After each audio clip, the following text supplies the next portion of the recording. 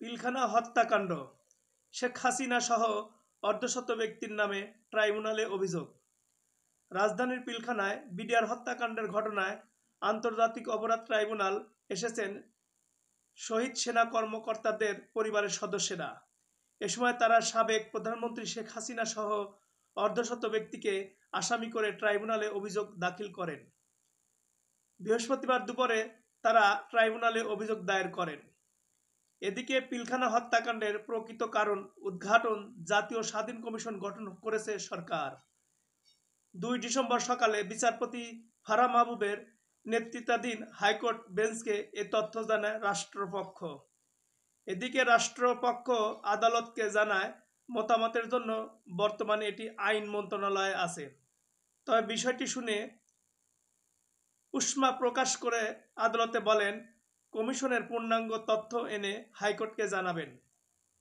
জাতীয় স্বাধীন কমিশন গঠনে সংশ্লিষ্ট ব্যক্তিদের আইনি নোটিশ পাঠিয়ে সাড়া না পাওয়ায় গত মাসে হাইকোর্টের জনস্বার্থে রিট করেন সুপ্রিম কোর্টের আইনজীবী মোহাম্মদ তানভীর আহমেদ ও বিপ্লব কুমার পোদ্দার। গত 6 নভেম্বর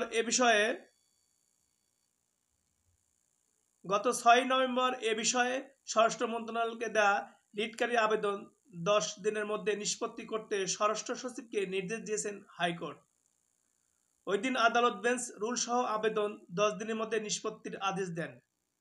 রুলে জাতীয় স্বাধীন কমিশন গঠনে সংশ্লিষ্ট ব্যক্তিদের নিষ্ক্রিয়তা কেন বেআইনি ও আইনগত কর্তব্য বহির্ভূত ঘোষণা করা হবে না এবং জাতীয় স্বাধীন কমিশন গঠনের নির্দেশ কেন দেওয়া হবে না তা জানতে চাওয়া হয়েছিল। সেই সঙ্গে 25 ফেব্রুয়ারি শহীদ সেনা দিবস ঘোষণা করতে কেন নির্দেশ দেওয়া হবে না সে বিষয়ে রুল জানতে চাওয়া হয়। 2009 সালের 25 ফেব্রুয়ারি ঢাকায় তৎকালীন সীমান্তরক্ষী বাহিনী বাংলাদেশ রাইফেলসের সদর দপ্তর পিলখানায় বিদ্রোহের ঘটনা ঘটে। এ সময় পিলখানা বিদ্রোহী জওয়ানদের হাতে মারা যান 57 জন সেনা কর্মকর্তা।